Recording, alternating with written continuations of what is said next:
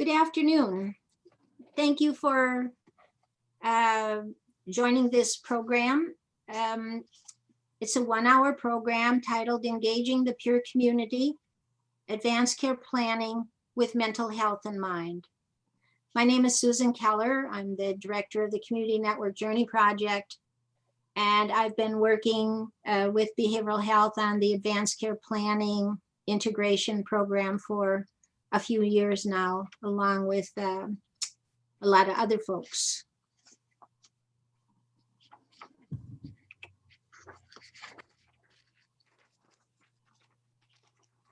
Today's program will help you learn what you need to know to have your treatment wishes known and honored in a crisis when you are unable to guide your own care. We will be reviewing the Making a Plan Toolkit to help you know and understand what that is and how these tools can be helpful. The purpose of this review is to help you become more comfortable doing advanced care planning with mental health in mind for yourself or someone you care for who could benefit from doing this. Here we see the roots of this program and who was involved in creating the materials we will be reviewing today. As you can see, the peer community has been serving in a leadership role and continues to do so as the program grows and expands. Carol West is the peer support specialist working with us to integrate this work into peer community services provided through Petaluma People Services Center and other peer programs serving Sonoma County. One of the things Carol is helping us with is to make our presentations more friendly for peers and visual learners. You will see some of the graphic illustrations Carol has been working on as we proceed. And we welcome your feedback, of course. To begin today, we are going to pause and think about a couple of questions in silence, no discussion, as food for thought. These questions go to the heart of what we will be talking about and something we all should consider. So let's pause briefly as you think about this. Imagine you're in a place you can't make decisions for yourself. Who will speak for you when you can't speak for yourself?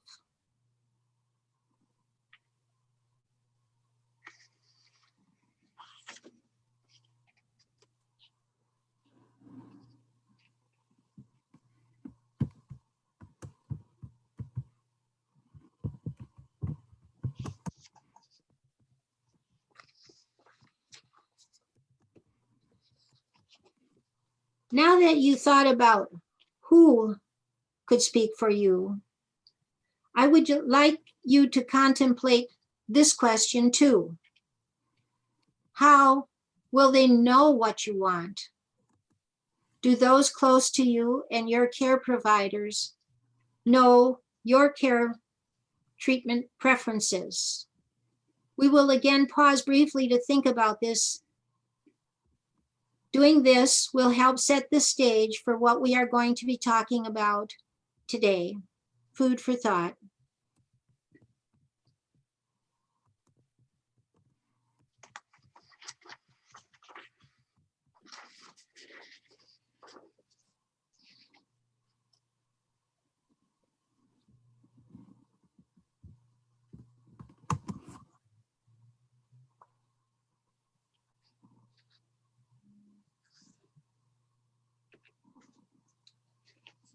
So, what about your rights?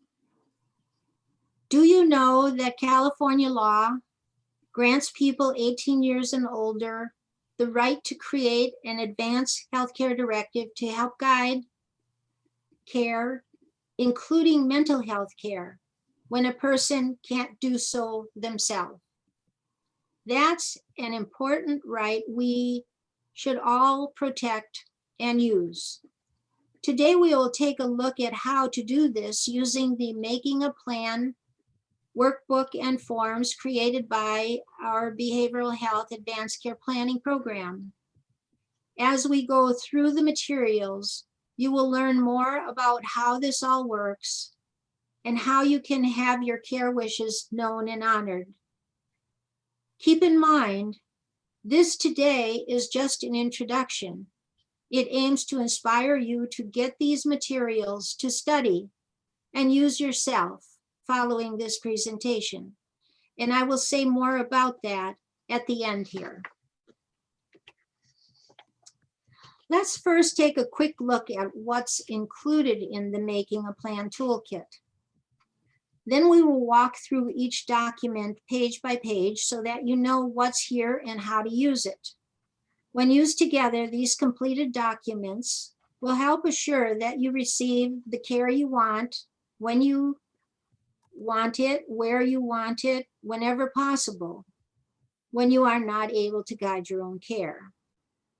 The toolkit includes this workbook, the Making a Plan forms, and the Mental Health Supportive Care Plan. In the forms booklet, you'll find the Advanced Healthcare Directive, and here you see the cover sheet for that, and also a cover sheet of the personal request form. And we're going to look at these more closely, walk through them completely. As a reminder, the Advanced Healthcare Directive is a legal document used to express who can speak for you if you are seriously ill, including a mental health crisis or at the ending of life. And it allows for expression of care desired when you're unable to guide your own care. The personal request form complements the Advance Directive, giving more guidance about your personal choices. And this shows the Mental Health Supportive Care Plan cover sheet, which is an integral part of doing advanced care planning with mental health in mind. This helps to inform care providers about such things as what causes you difficulty, what care you desire, by whom, what makes things worse, what makes things better, and so on. Now that you know what documents are in the Making a Plan toolkit, we are going to look at each one of these in depth so that you can see exactly what's here and how these can be helpful for making your wishes known and honored. I'm going to take a minute to close down the slideshow and switch over to the actual documents. Now, again, remember, today is just introducing you to what is here and how it can be helpful. It is important for you to actually get the Making a Plan toolkit and go through this all for yourself when you have time to study and reflect more carefully.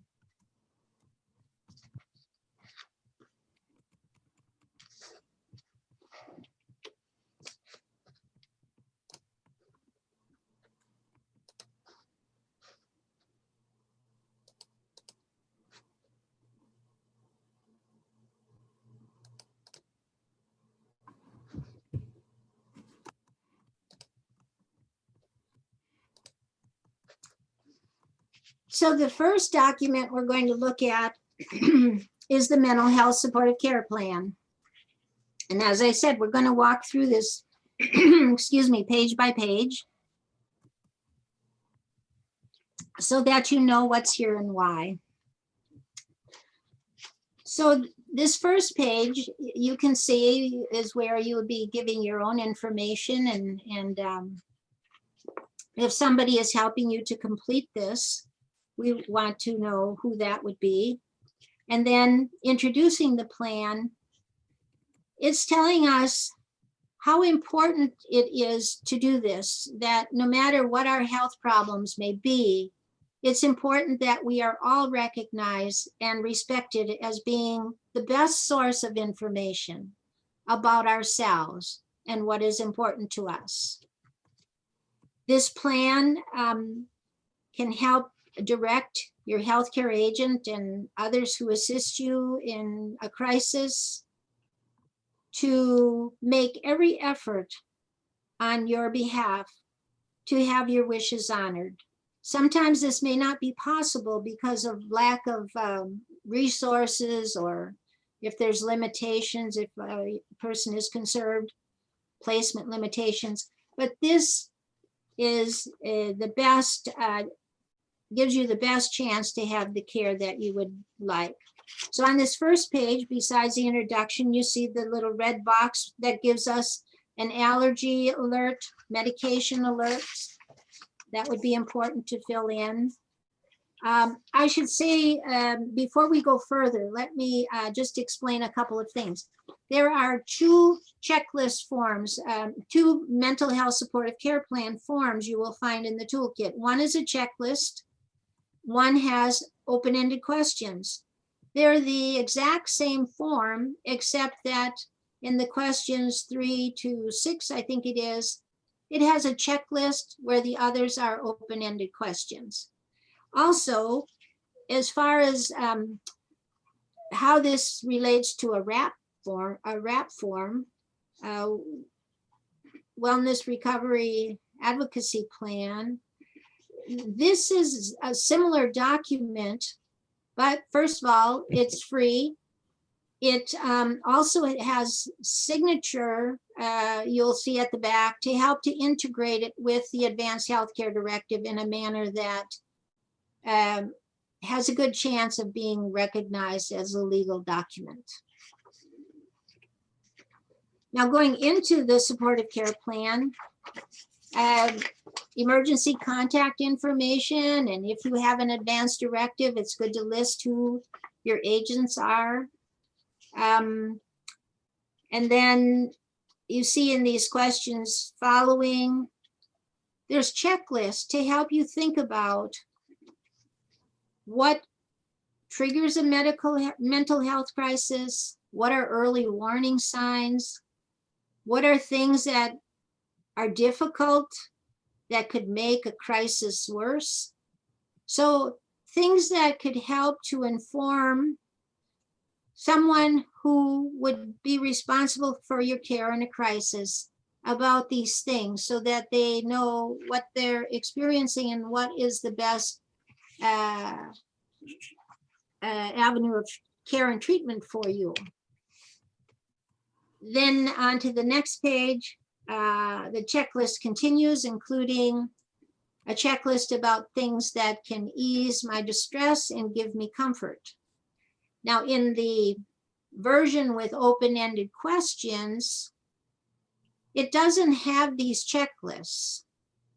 So it just has a question, things that may help ease my distress and comfort include, and you can write in whatever you like there, but that form with open-ended questions has these checklists in the back as an attachment, so they could be referenced or used as a discussion guide, and we'll take a look at that at the end. So anyway, here is kind of the heart of this, is helping people to know what to do in a crisis and what makes things worse and helps and so on. Including the best way to approach you if someone is offering help, your medication preferences, if you have treatment preferences. On to the next page here, it asks about if you have preferences for hospitalization, emergency room, and so on. And then other things important to know about me when I'm having a mental health crisis. So it's quite comprehensive and intended to really help guide your care in a time of crisis when you are unable to speak for yourself and guide your own care. And then related care needs and issues. So, you know, what happens if to my pets? What about my plants? What about my apartment, my belongings if I'm in a crisis? Or, you know, if somebody ends up in jail, arrested because they were having mental health crisis, nobody knew what to do, took them away.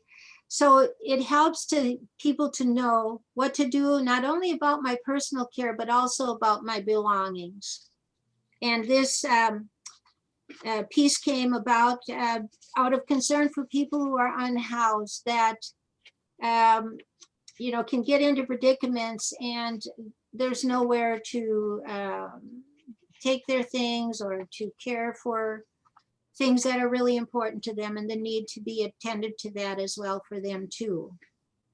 So then it goes on, you know, other care needs, and then about approving who do we share the mental health supportive care plan with. Who do you want to share this with? Your designated healthcare agent? We think that's a good idea because if they're the one who speaks for you in a crisis, it would be good for them to know what to do in a crisis. And this is really your mental health crisis care plan. And then healthcare providers that need to know because they also will be caring for you should a crisis occur. And then this next page, the county behavioral health has a release of information form.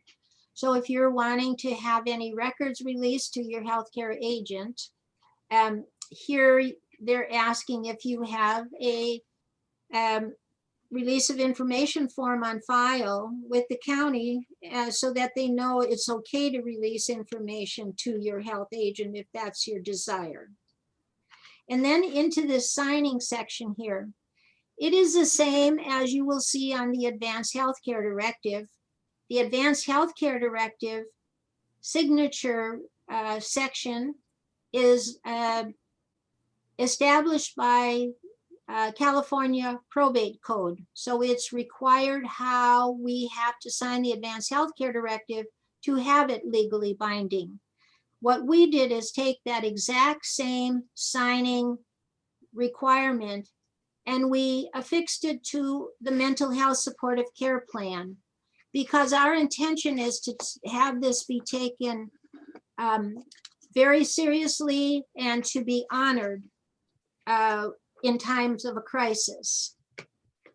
So we encourage people to follow the signing of this in the manner that it's designated here, having signatures witnessed, or if not witnessed, to have a notary witness you signing it, to give it the most legal standing that we possibly can. And then these pages are just showing you what's required. If you're a nursing home resident, then there's different requirements that doesn't apply for us. So that's the mental health supportive care plan, which is one piece in our planning toolkit. And this is going to become, if so desired, it becomes an attachment to the Advanced Healthcare Directive. Again, trying to give it the most legal standing and clout that we can to make certain our wishes are known and honored. Now, I'm going to go out of this and I'm going to just quickly show you the other version, which is the open-ended questions version. And you'll see it is the same as what we looked at, but for right here. You see how the questions are open-ended? So if that's your preference, you would want to use the form that says open-ended questions. And then at the end, I'm going to quick go through here. And then when you get to the last page, you see there's an attachment and it's a checklist worksheet. And that's the same as we saw in the checklist form that we reviewed earlier.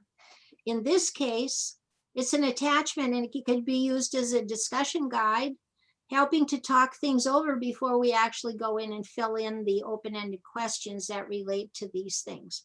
So there you see the difference between the two versions that you can access on our website. Now let me just get out of here, and then the next thing we're going to look at is the Making a Plan workbook. And let me get this up.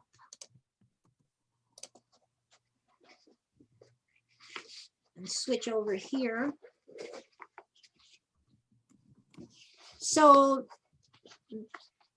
we encourage people to complete the workbook before you start doing the forms. It's a way to really start to think about all the different things that you need to decide upon when you're completing your Advanced Healthcare Directive or your personal request form. So as it says, it's a workbook. You know, it's not necessary, but it's really a helpful tool. And we're going to walk through this so you can see what's in here and why it would be really good to use this as part of your advanced care planning effort. Again, here telling us who was involved in this.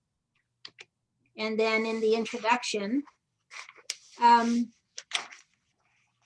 know, just saying about how life itself requires making important decisions and including decisions about serious illness and the ending of life. The reason we talk about serious illness and ending of life is because that is the overarching focus of the Advanced Healthcare Directive. But it talks about serious illness, including mental health and end of life. So these documents apply whether we're facing a serious illness, if you go into the hospital and you have a surgical procedure and they're not sure if you're going to make it or not, they would be using this. If you had an accident, if you're near death, something happens, it's all the same thing. People need to know what are your care wishes and what your values are and what care you desire. So that's why you'll see through here also talking about end of life.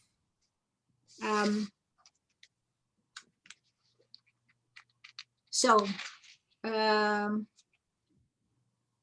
workbook now, it provides a way for you to advocate for what you want in times of crisis, in terms of crisis care, life support treatment, and end-of-life choices. And when you complete this all, you'll have a really good advanced care plan that will give you peace of mind, knowing that should something happen, that people will know what you want to have done.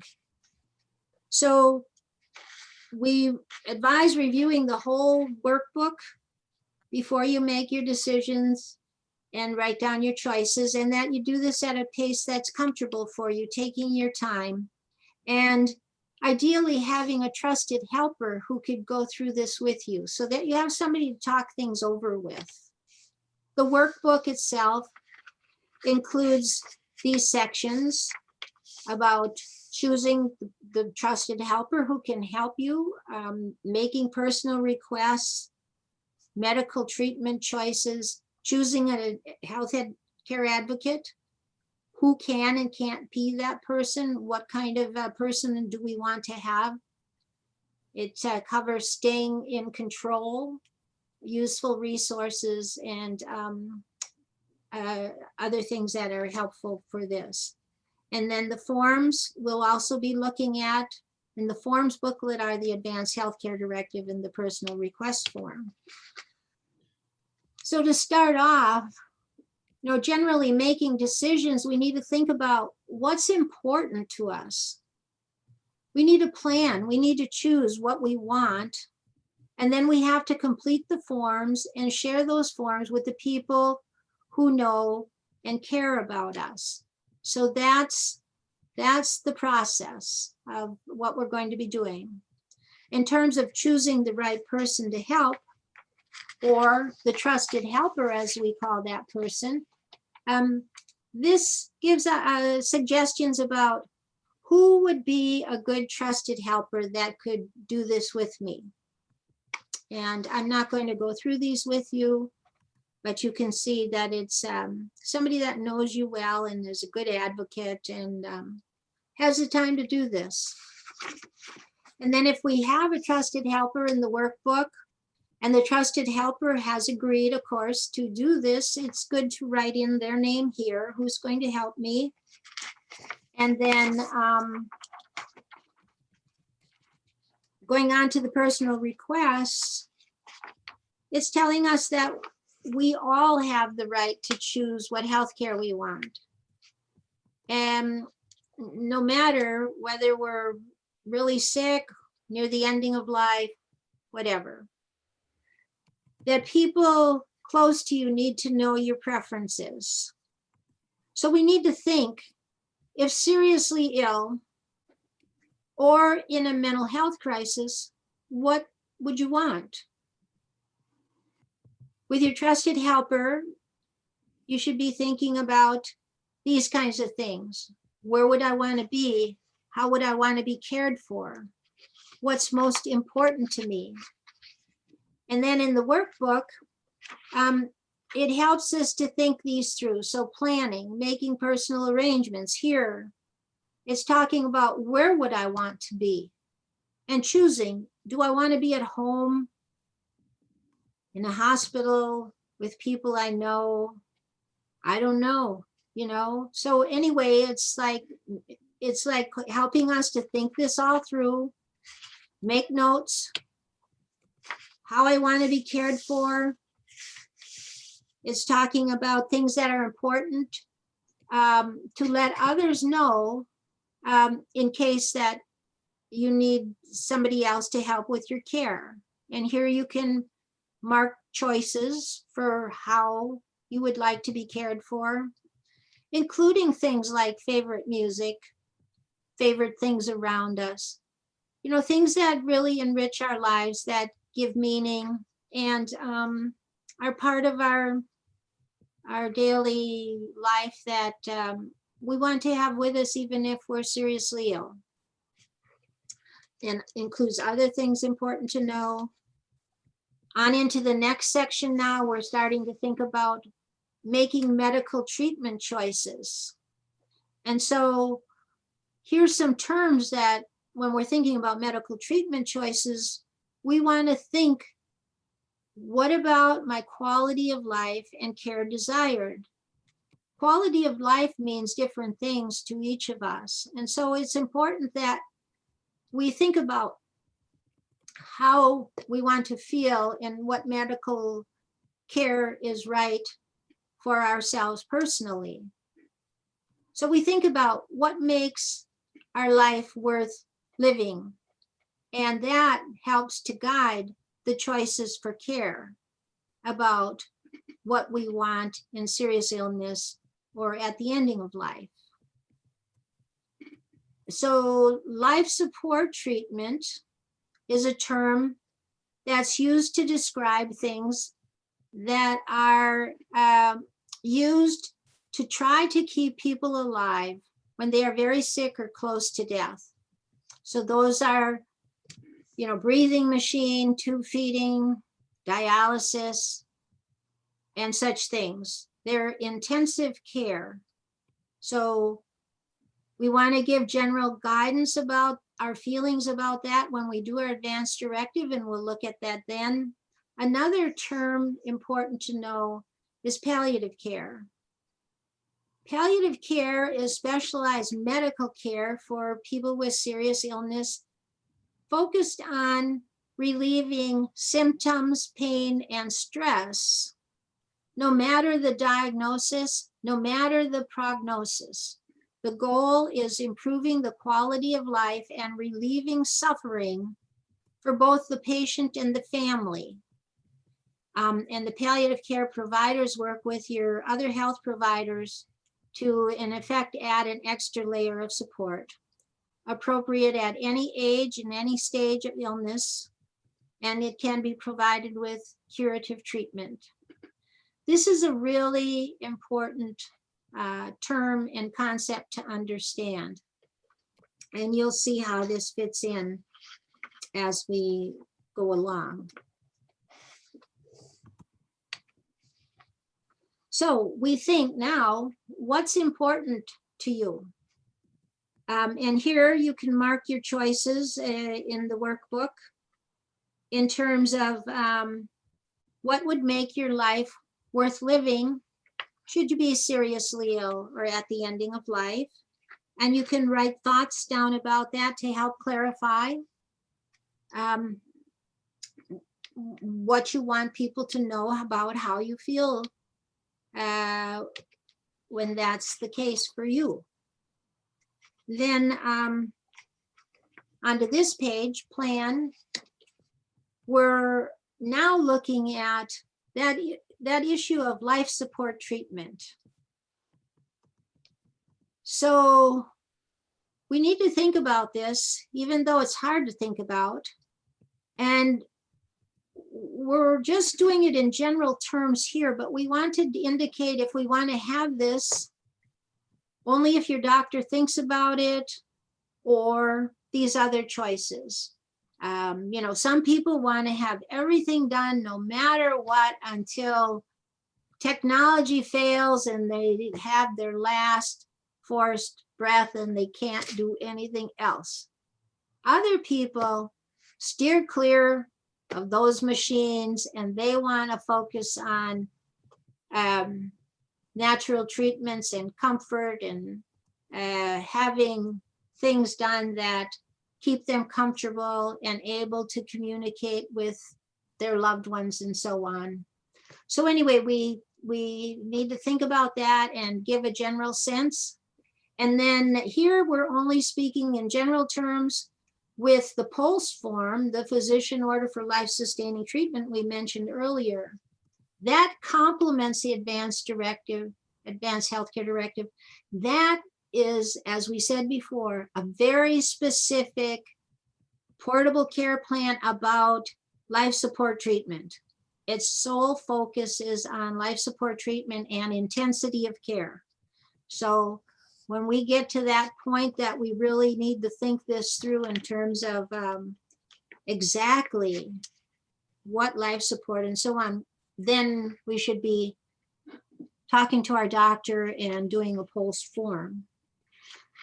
In this next section, choosing a healthcare advocate, it's telling us about who can be your healthcare agent and that what the role of the healthcare agent is. And that if your trusted helper helping you do the workbook is willing and eligible, they could be your health agent. Even if you have nobody you know or that you care to name, we advise that you still complete these forms so that it helps the healthcare professionals know your wishes. So they're important to do even if you don't have a healthcare agent.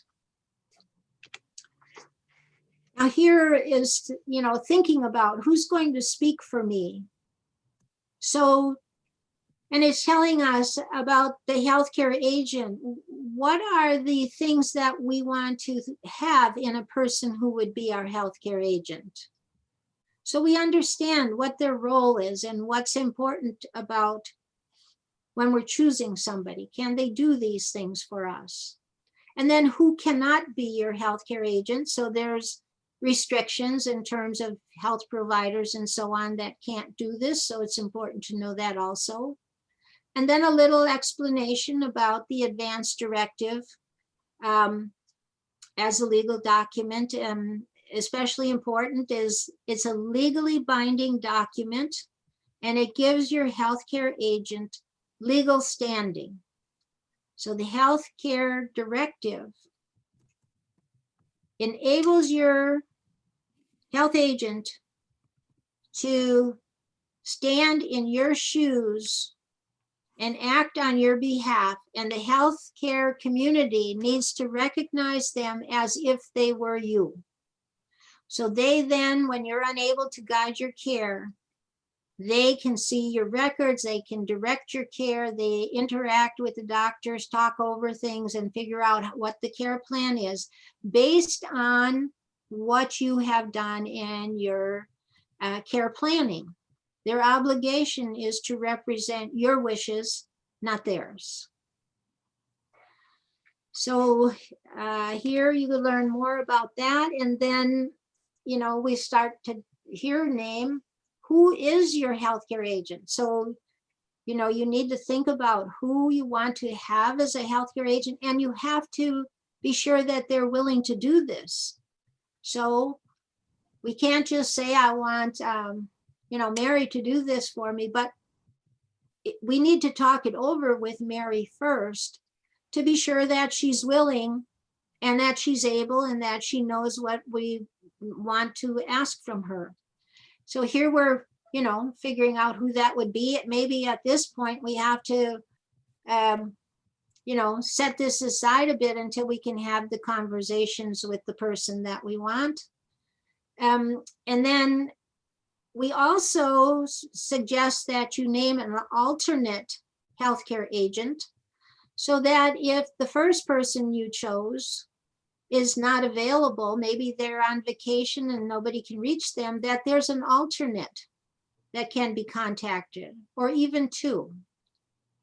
And again, it says here, even if you don't name the healthcare agent, it's important to complete the other sections of the directive so healthcare providers know what is important to do.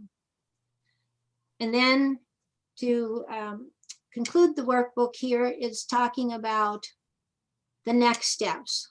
What's important to do? Complete the directive, complete the personal request forms. It should have here also complete the mental health supportive care plan, sign the Advance Directive with 2 witnesses, and then make sure that your healthcare agent and other people in your life have a copy of these forms.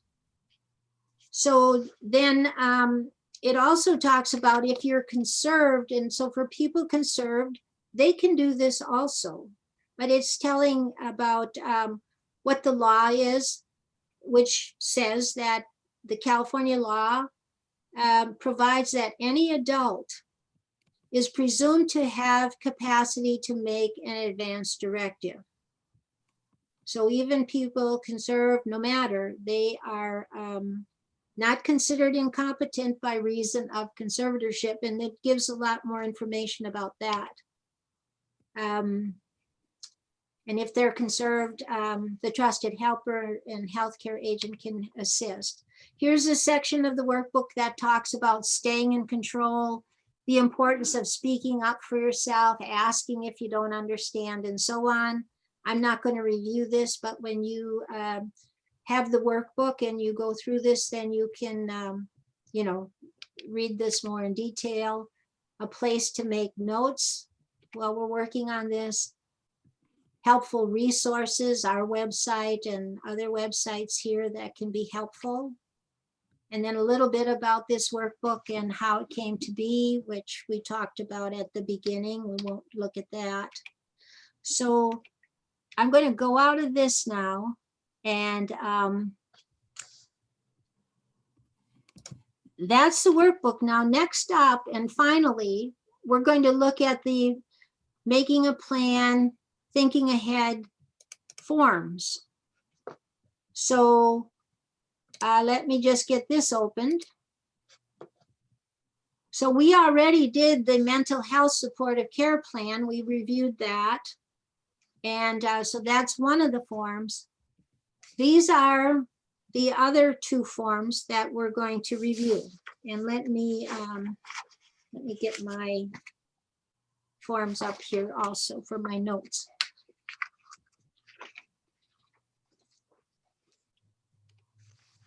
So again, credits for who was involved and how this came about, so that people that peace of mind that we're well grounded in the law and in our professional connections, and this is all legit and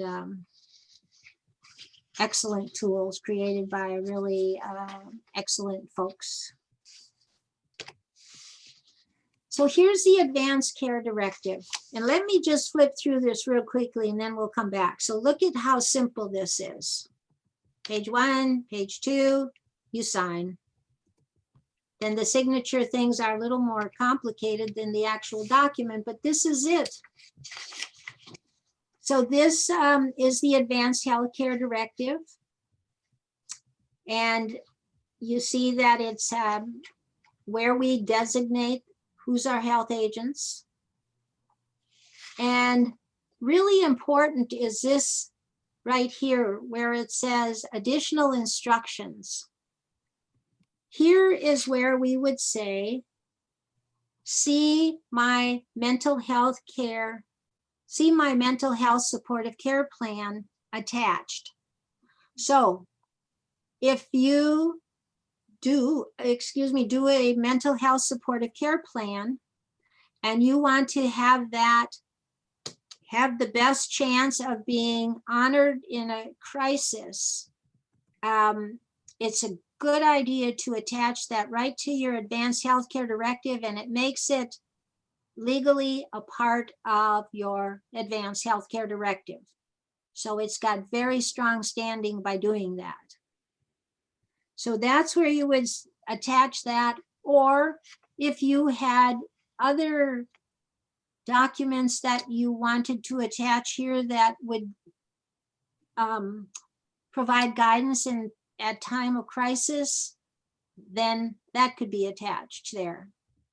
And again, it says here, even if you don't name a healthcare agent, it's important to complete this because it will give the healthcare providers direction in terms of what to do in a crisis. If you don't have anybody to name as your healthcare agent, we recommend you draw a line through that and initial that so nobody can fill that in. Now on to the next section. And so these forms now are calling up things from the workbook. This is going to be familiar. We did this in the workbook. The workbook was to help us prepare, so we knew what we wanted to put in here. So this is going to be familiar now. So here, in terms of quality of life, we already have been thinking about that. And we would indicate, you know, if I'm seriously ill, in a mental health crisis, end of life, here's what quality of life means to me.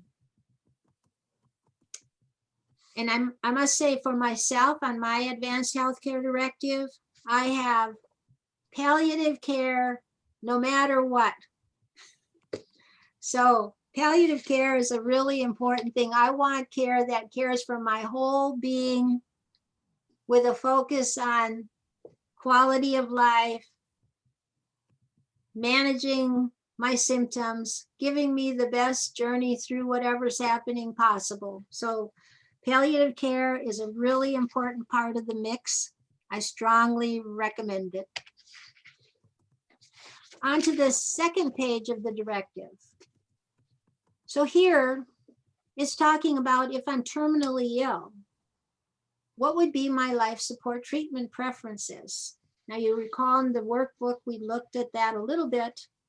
Here, again, in general terms, it's letting us express how we feel about life support. And keeping in mind, if we are seriously ill, not expected to recover, or if we feel strongly, we know now, like I do not want to be resuscitated, I have a POLST form. But that's a separate thing that complements this. So if we want to get into more detail about life support, then we would do a POLST form, a physician order for life-sustaining treatment. And that is done by the doctor. We have to go to the doctor and they would do that form and sign it. And then that would come into play. We don't deal with that in this, but we want you to be aware of that, and you can learn more about that if it's relevant for you.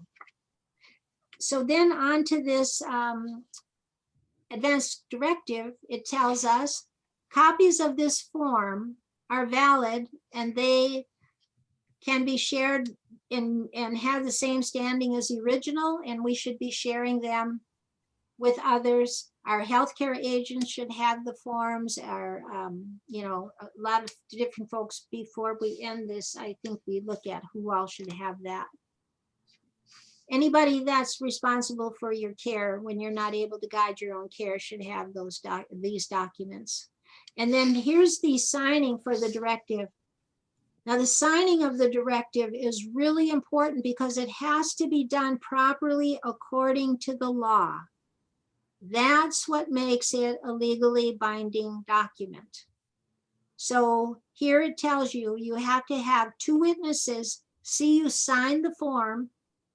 So you don't sign the form until you have the witnesses to see you signing it. And then there are certain requirements for the witness that are listed up in this document that you'll see. Or if you don't have witnesses, you can go to a notary public. So there's your signature.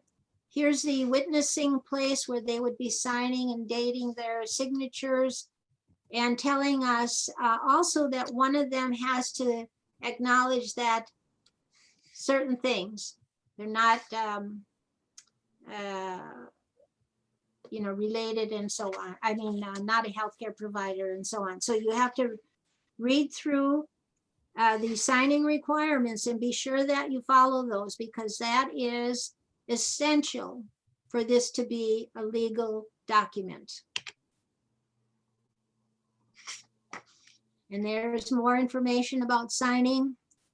And in a nursing home, the signing is a little different. An ombudsman has to be a witness in a nursing home. And then this is a certificate that if you complete this form and you need to have a notary sign this, then you would take this notary form with your completed document to the notary. If you attach your mental health supportive care plan, the notary would indicate down here, it's an Advance Healthcare Directive and the number of pages, and that would count not only the directive, but the mental health supportive care plan. So if that's 10 pages, the notary would put 10 pages there. This gets attached to the back of that completed document, and that becomes your Advance Healthcare Directive package. That then is your legal document that ties this all together and makes this legally binding.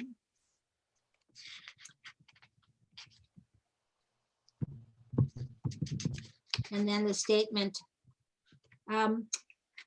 Before we go into this next one, I'd like to just give an example now. So say I've done all this and something happens to me that I can't speak for myself, and nobody knows what to do, but they know my husband is my healthcare agent. So the hospital or the emergency services would immediately contact my husband, and he would then direct the care that I receive. So in an emergency situation, they don't necessarily have time to look through everything to see what to do, but they will see if you have a healthcare agent and get in touch with that person immediately and get them on the scene or connected, however that happens, because they then guide your care. So that's how this works. And the healthcare agent, their responsibility is to be guiding your care in the way that you have designated in these documents and with your conversations with them about what to do in case something happens to me. So that, you know, is how these work. They're very powerful. The health care professionals need to follow the guidance of the healthcare agent that's overseeing my care. So in my case, I don't want to be resuscitated. I don't want to be on a ventilator. So if my husband, you know, if they're saying she really should do da da da, my husband's saying no, she does not want those things. She wants, you know, palliative care or whatever extent of care that I want. So it puts the brakes on the healthcare professionals doing things they could do that you personally do not want to have done. So it's really, really important to have these things in order to protect yourself and to get the best journey through serious illness, a mental health crisis, or ending of life that you want.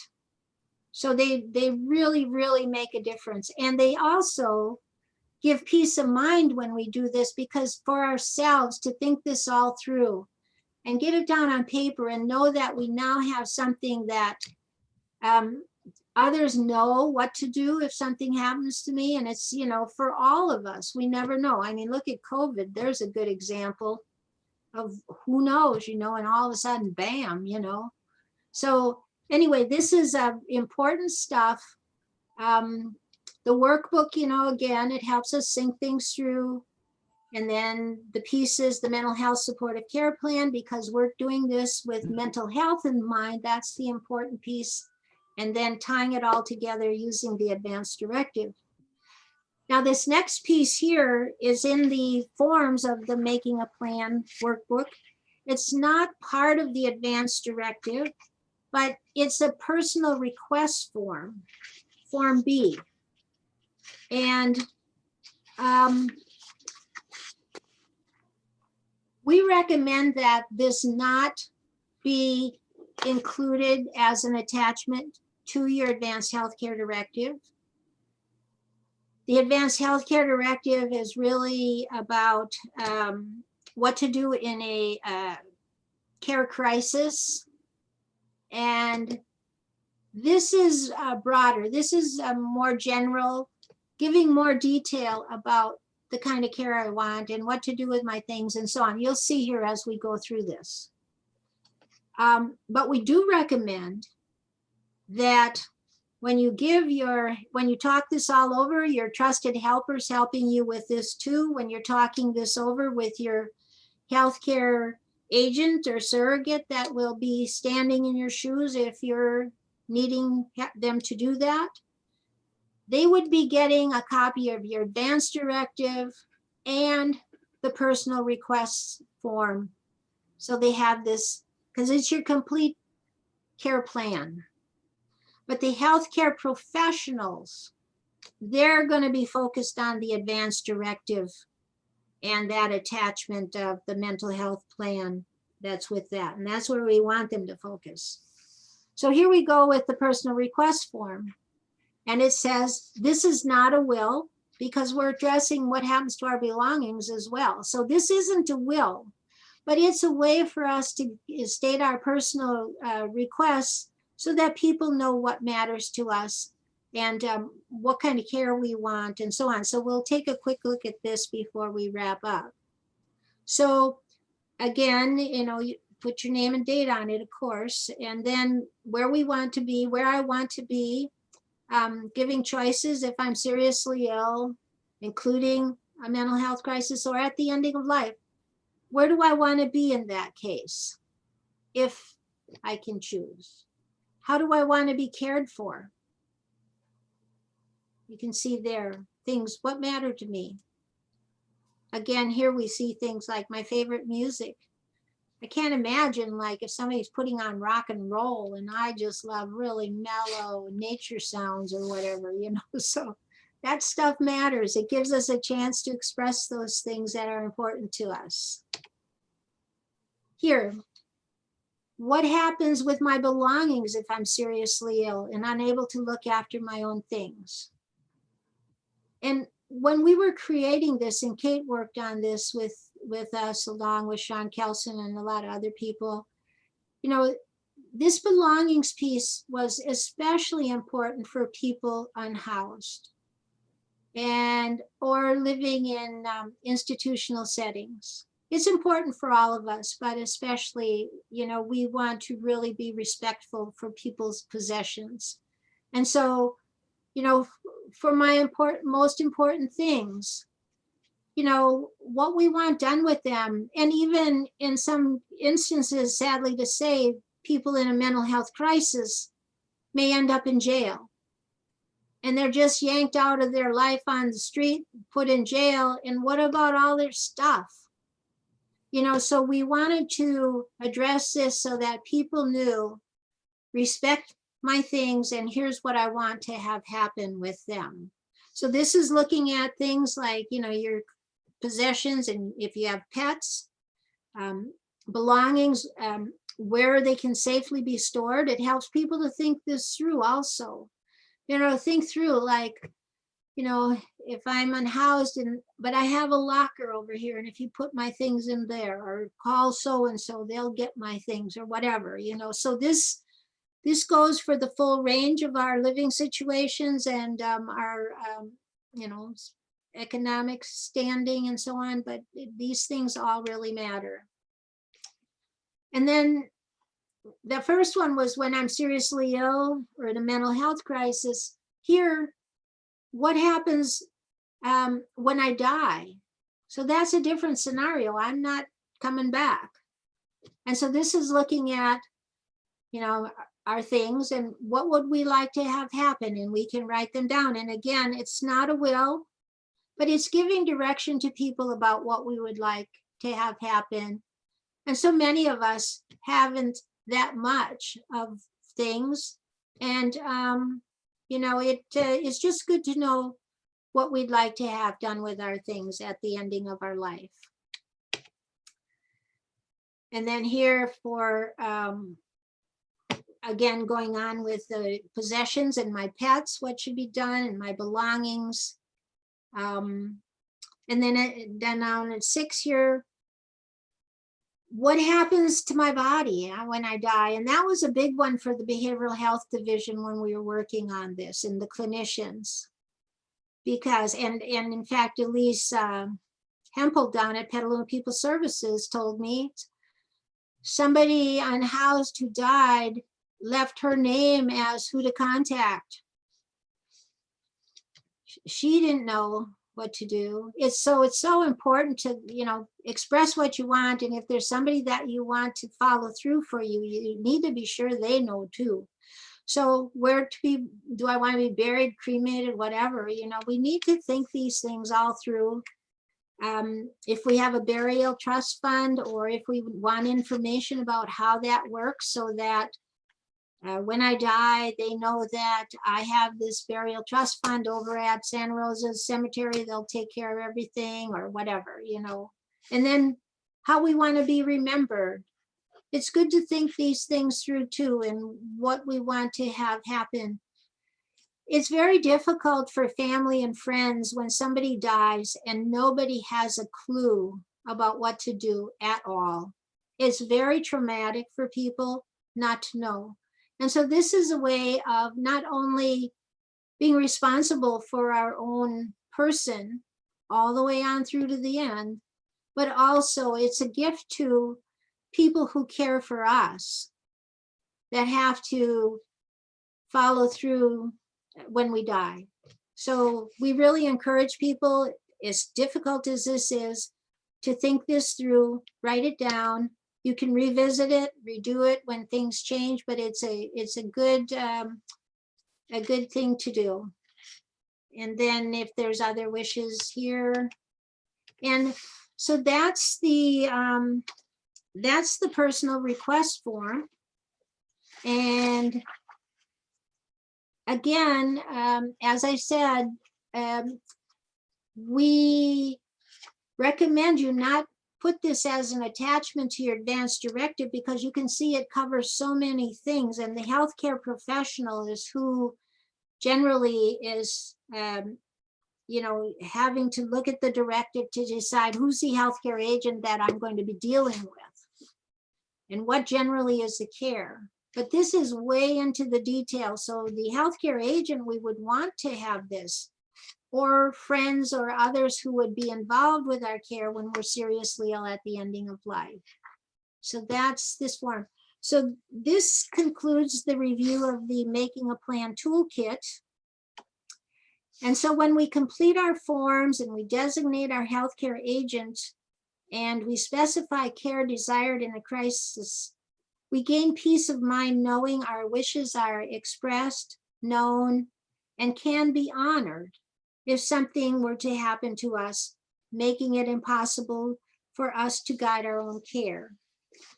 Now let me get out of this slideshow or these toolkit and get our slideshow back up here. Just 1 second while I do that. Let's see where to go.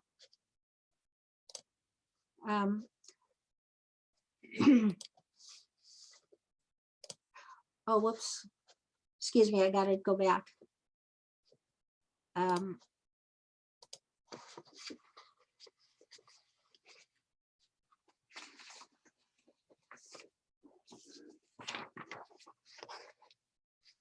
So now we're looking at next steps. So now that we have these tools, we know what's in them, what are the next steps? So get the Making a Plan Toolkit if you don't have it. You can get that at our website, caringcommunity.org.